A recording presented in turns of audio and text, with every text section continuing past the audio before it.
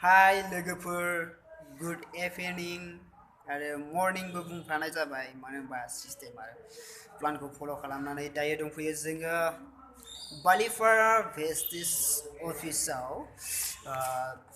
मेनि डिएलसिपि माने फिसा डिएलसिपिआव दंफैयो जोङो थ' जोङो बेवहाय प्रडाक्ट लांफैनो आरो माखासे मा होनदों जयनिं खालामनो थाखाय फैनाय जादोंमोन थ' बेवहाय दङ जोंहा नै सार मिस्टार रुद्र सिंह सरगयारि सार नाहरदो एसे सोरजों मा खालामदों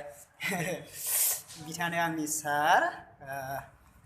नैबे जाहैबाय जोंनि दिनै जयनिं खालामनाय आरोना देखायनो लाबाय आरो दिनै एसे ओमफ्राय नैफोरो माने दिनै जयनिं खालामनाय आरोना 10 जन 15 जनसो जादों बेयाव ओमफ्राय दायो दङ जोंहा सासे दंबावो प्रडाक्ट लागासिनो सारा थांगोन खाथियाव मा लाखो सार शेम्पू ओमफ्राय टूथपेस्ट बेल' इसोर सब आच्छा ओमफ्राय बाखि प्रडाक्ट फ्लेश ब्रेनवेल लाथ'वाखै न' होगासिनो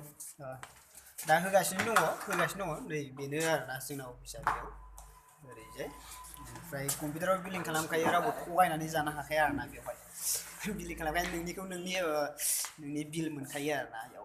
ओरै दखान बाजारनि बायदि नङा आरोना फैसा होबाय लाबाय बेबायदि नङा बिल मोननाय जायो आरो बेवहाय आरो बायनानै जानायनिफ्राय थाइसे थाइनै फैयो बेनिखायनो बयबो बेवहाय सेन्सटा सफ बेनिखायनो जोङो दखानखौ सोलायनो नाजानांगौ आरोना सोलायदों गोबां बेनिफिट दङ बेवहाय नोंथांमोनाबो बाहायनो हागोन